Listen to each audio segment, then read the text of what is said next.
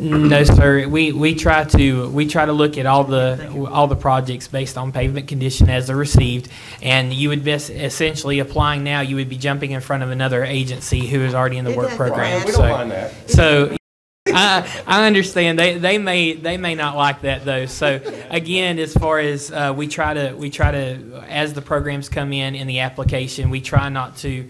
In some cases, it's happened in rare circumstances, but we try to, as those projects come in, we try to fund them in that order from that standpoint. But appreciate the question though and the effort. So.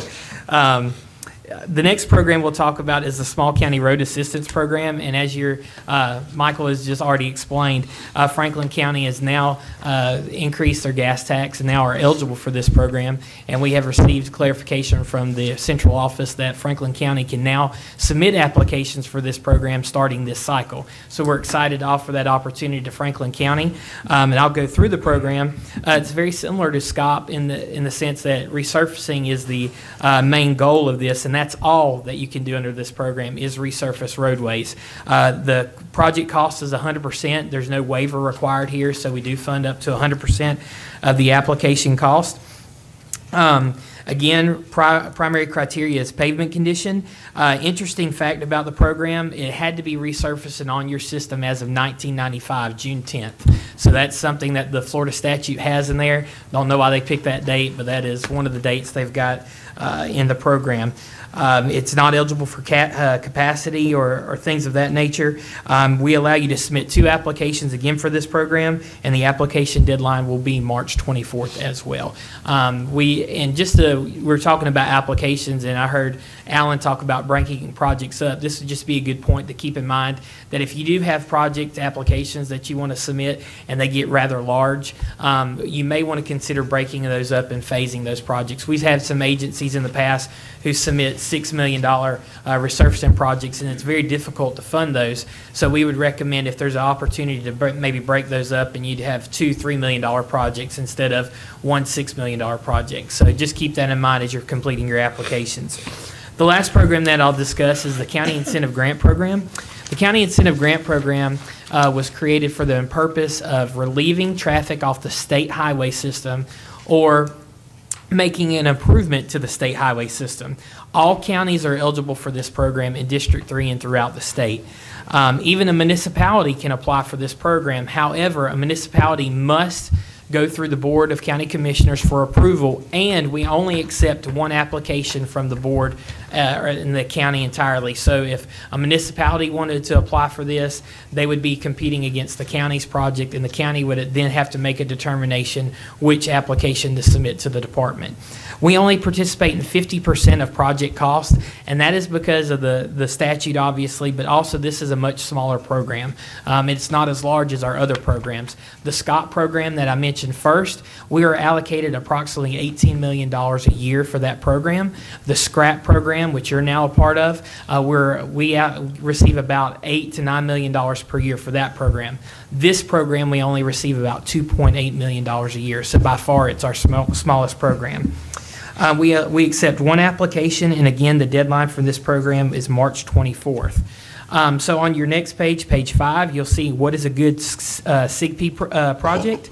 Again, a project that is a benefit to the state highway system or relieves congestion. New road construction that would relieve traffic off the state highway system. A turn lane possibly, or intersection improvement with a county road and a state road. Is there an area that you'd like to see improved and maybe you'd like to apply for that? If it's on the state system and we select that project, we'll actually consider delivering that project for you since it's on the state system. It would not be a county responsibility if selected. Consistent with the county's long-range transportation plan. One of the biggest things with this program, though, is you need supporting documentation. It's not as easy as the resurfacing ones. You can look at pavement condition and tell a roadway needs to be resurfaced. This one's more about data in the sense of providing relief to that state highway system. The next slide you'll see of our funding. You can see we've currently got $1.5 million available in fiscal year 20 and $2.8 million in fiscal year 21 and 22. So although you are eligible for a waiver for that program, and we can sometimes participate in a little more than 50%. It's not guaranteed just because of the program amount.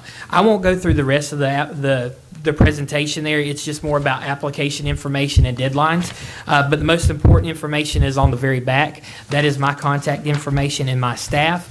We are here to assist the county in any way possible in completing applications and answering questions about the program.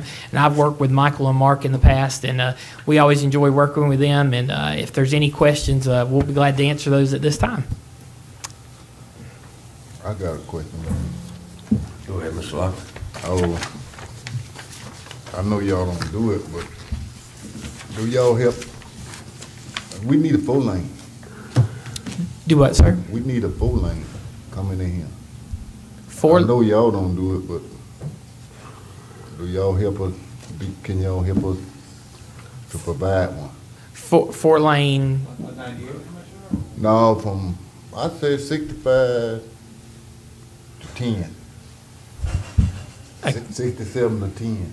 I guess he's asking from I-10, County Road 67. yeah, coming out to 67, 65. You don't care which one. Yeah, the problem, I mean, in just in talking about the program itself, you know, SIGP obviously may be an option for you to look at.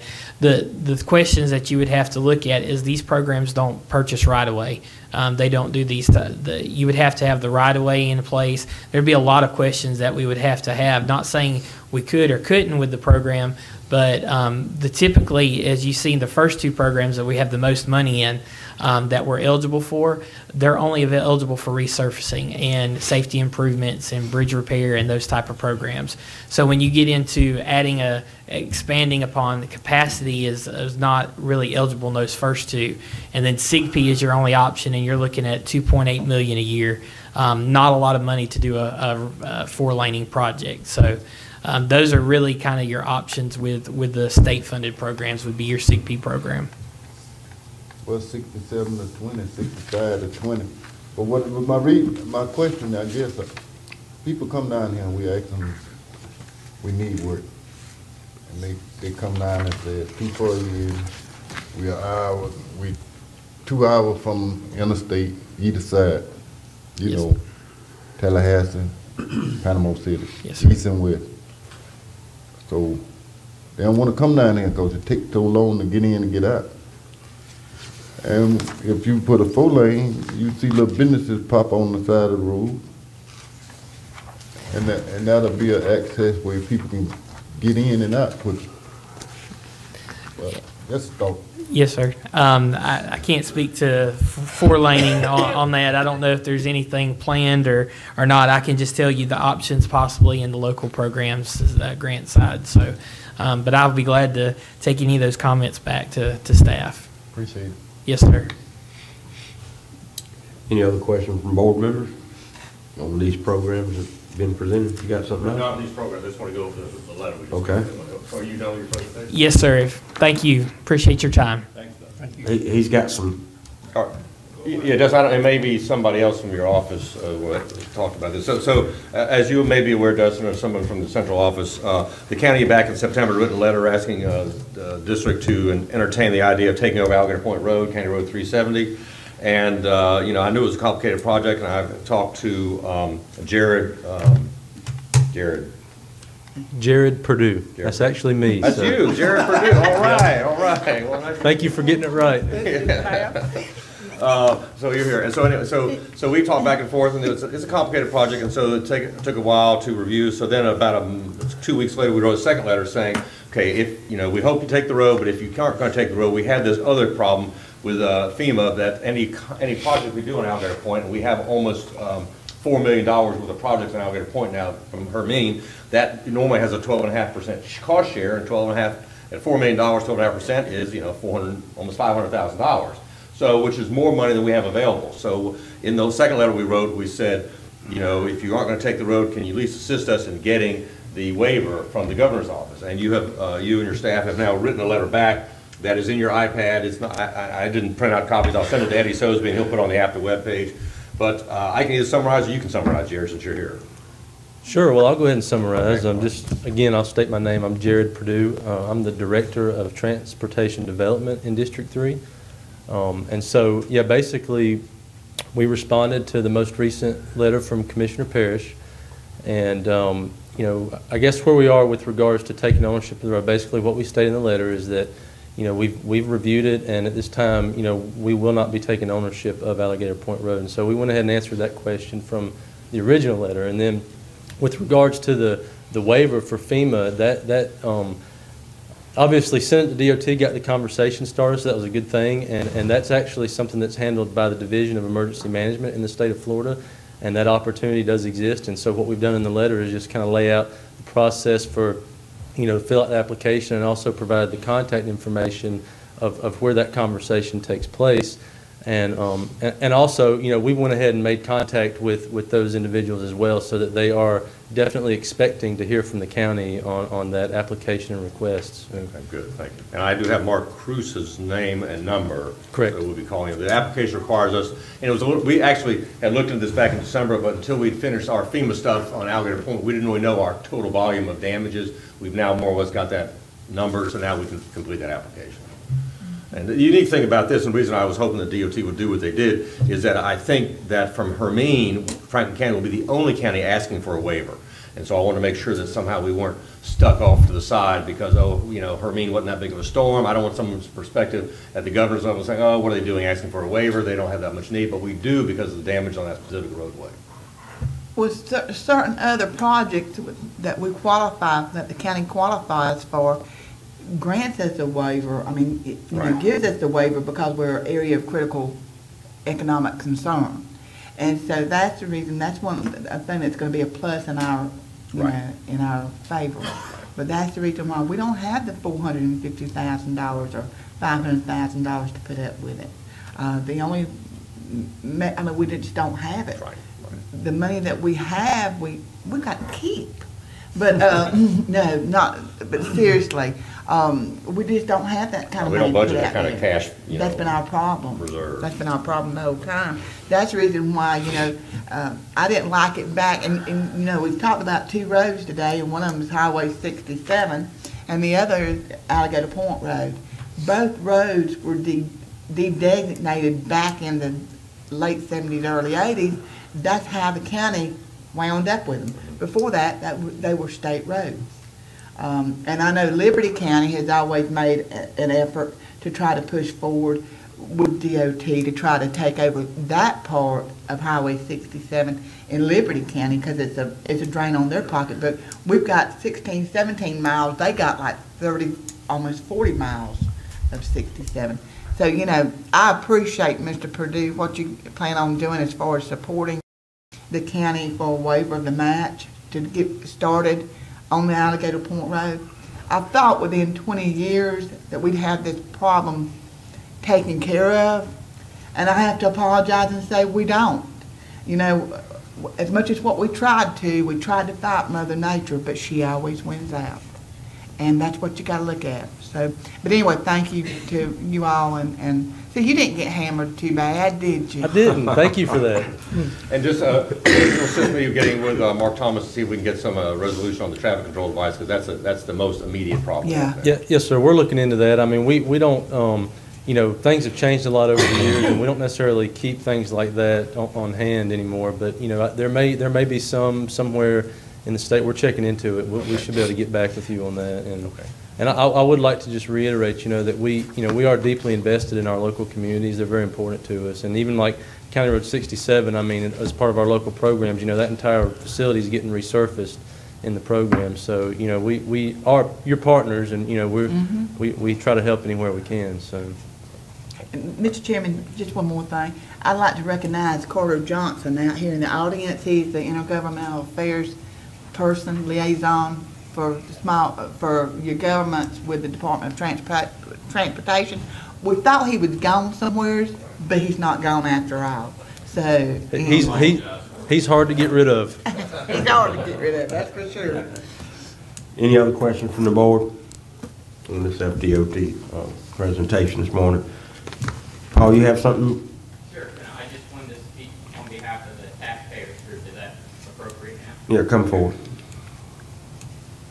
Speak your name for the record, please. Sure. This is Paul Parker with Alligator Point Taxpayers Association.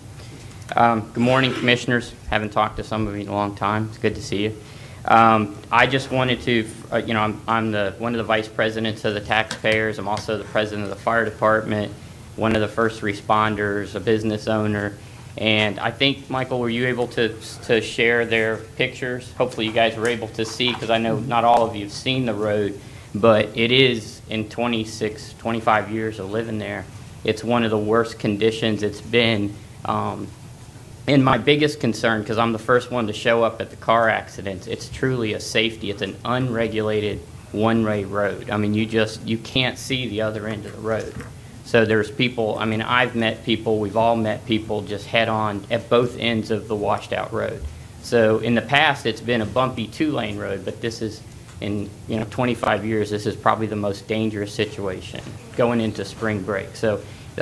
And we had a good meeting. I'm sorry Mr. Neighbors left, because the road department has done a great job in being responsive when we call them and say it's getting washed out. I mean, they had us back crossing through that road in one day. I mean, people were coming from Tallahassee to use their beach houses because they didn't have electricity after Hermine, and we did at Alligator Point, and the road department had people able to get to their house in one day after the storm. So I'm sorry he's not here, because they really have done a great job. And we had a very productive meeting with Alan, Mr. Neighbors, the sheriff's office, and a few of the residents. And we walked the whole thing, looked at all these pictures we took, and I think everything that they're doing, as the county can afford to do, is really going to be a big improvement in safety, because that's really our primary concern going into a busier time. Selfishly, it's certainly mine, is safety. And it affects our businesses. Mr. Mayfield's here, that one of the owners of the marina. I mean, I have a real estate business. I can tell you, when you try to sell a house to somebody that's $500,000 or $600,000, and they have to go through a one-lane dirt road, it's not helping the tax base either. So it's generally a very serious problem. And so I would strongly encourage, if the DOT can help the county meet that FEMA match or help us get that waived. We think that's vitally important as a community, because I know Cheryl was probably getting ready to say the ballpoint trust fund words. But, we don't. I did not say it. You did not say that. And so our concern as an association, I know everyone here knows what that is, and money set aside many years ago for Alligator Point. For Alligator Point Road. Yes, in emergencies. And so we have a FEMA eligible project now, because it was a declared disaster. So if we can get a waiver on that grant money, the Ballpoint Road, the Ballpoint State Park Trust Fund is critical when it's a non-declared issue. Because when we have $400,000 there, if we don't want to spend it on something we can try to get a waiver for, because when it's a FEMA eligible project, because one day we're going to have, the road's going to get washed out, which it does, and it's not a declared emergency, like the no-name storm in 1993.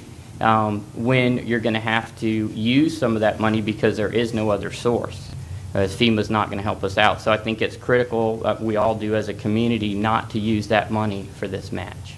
And then, as Alan said, he's been talking to the DOT to help us with the traffic control devices to help regulate that unregulated now one-lane road where you can't see the other end of the road when people are approaching.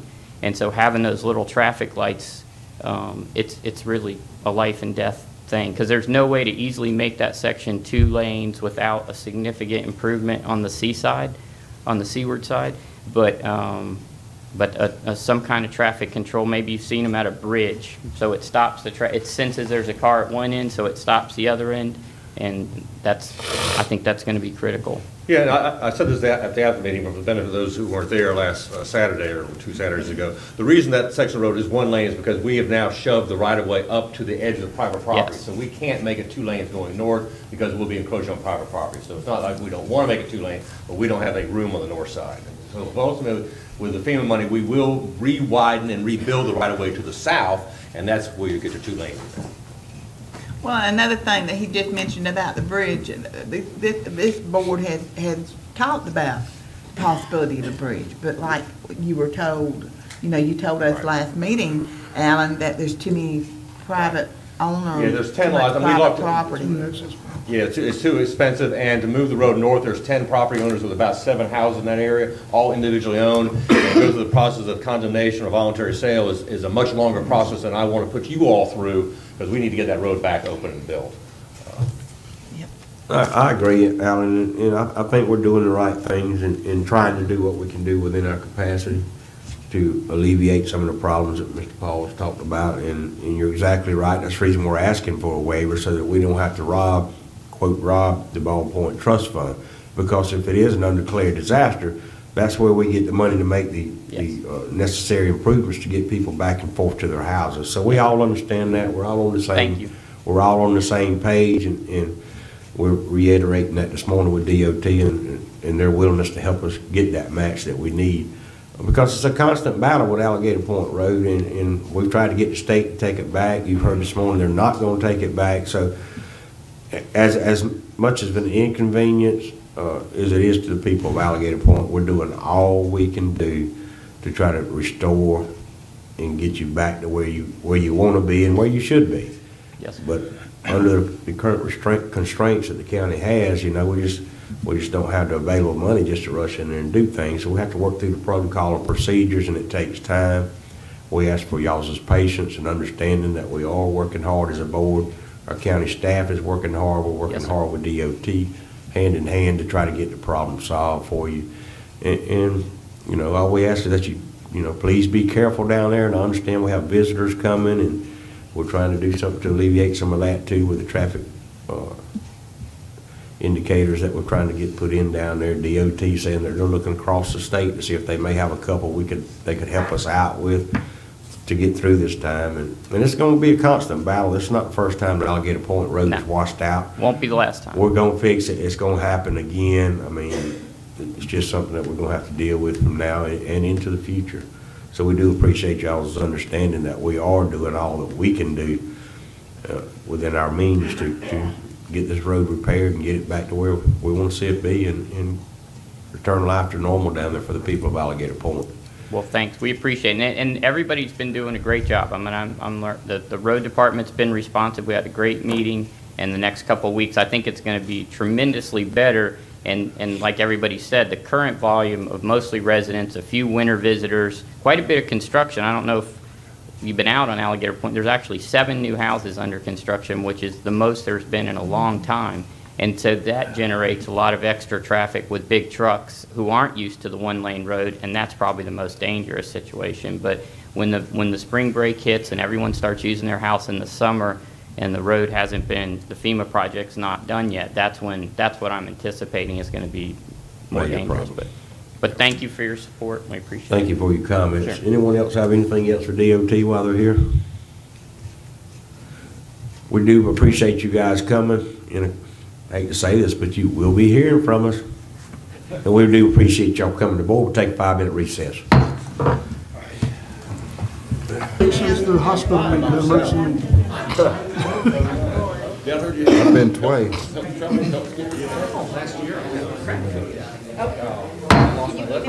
Board of County Commissioners are now back in session. Let's see where we're starting off out here. I would ask, Mr. Chairman, if you would, before I get to the planning and zoning report, which is next, Mr. Will Kendrick is here. Board could recognize. Mr. Will Kendrick, would you come forward?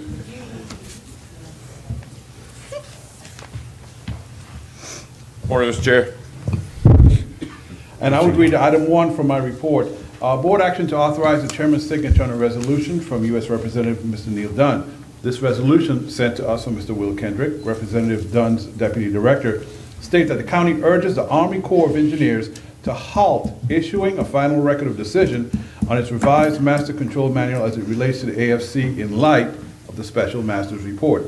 It also states that the county urges Congress to support House Joint Resolution 77, if I said that correctly, providing for congressional disapproval under the Congressional Review Act. A copy of the resolution is attached to your agenda packet.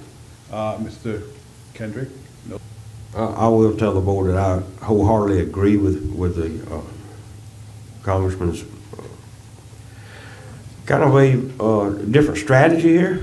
And if you look back at the ruling of the special magistrate, he basically states that Florida clearly indicated and proved that the bay was suffering from decreased freshwater flows. And he agreed with a lot of things that were put on by the state of Florida. But the bottom line was, the state of Florida was suing Georgia, and Georgia doesn't control the water. If Georgia said they wanted you to have more water, they can't give you no more water. These reservoirs are operated by the Army Corps of Engineers. So there's a little different strategy being taken here by the congressman. I applaud that and support that, and I hope that the board will support this resolution.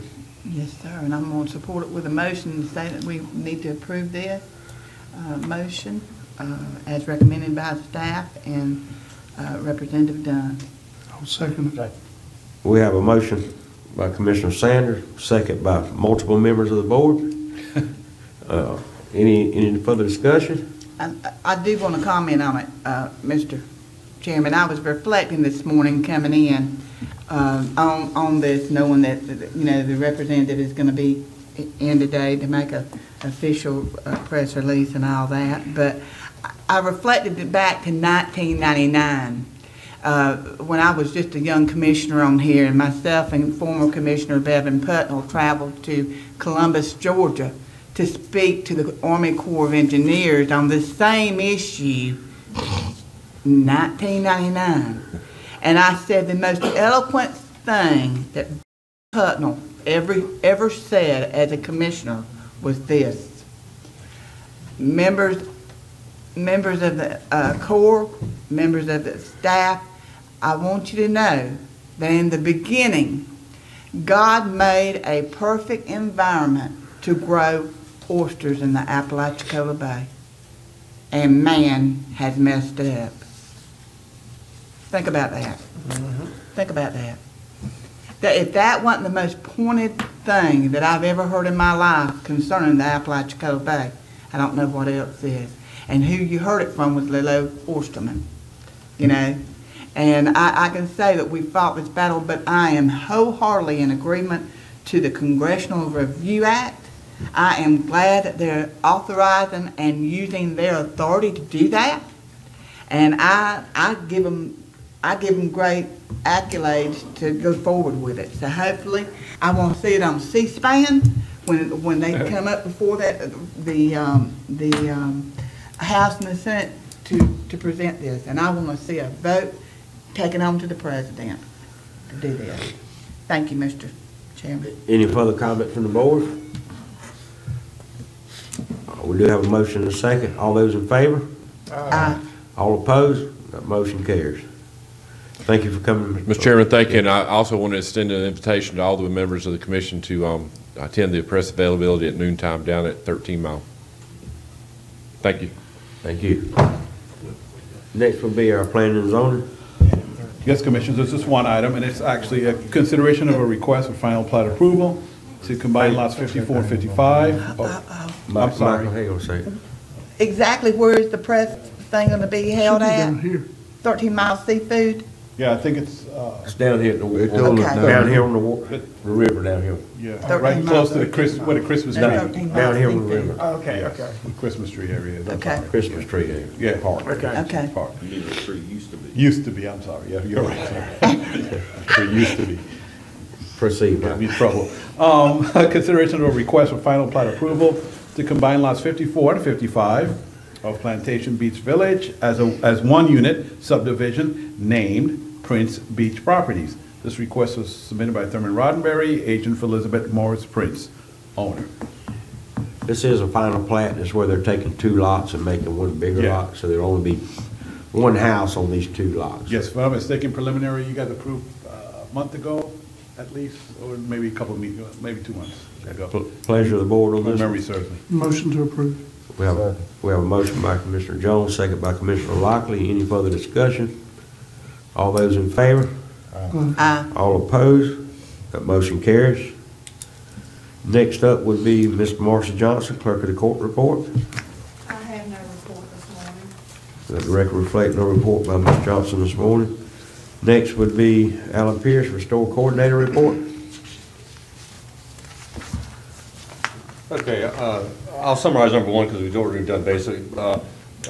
We have written or signed Pam and I both signed the PW for the 1,000-foot section of roads, $3.5 million.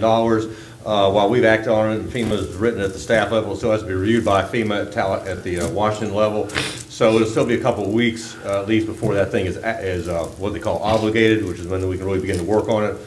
I'm sure that preparation of those are beginning to look at the, design issues associated with that. But we did sign the final PW for Hermine, and we look forward to seeing that thing run through FEMA pretty quickly.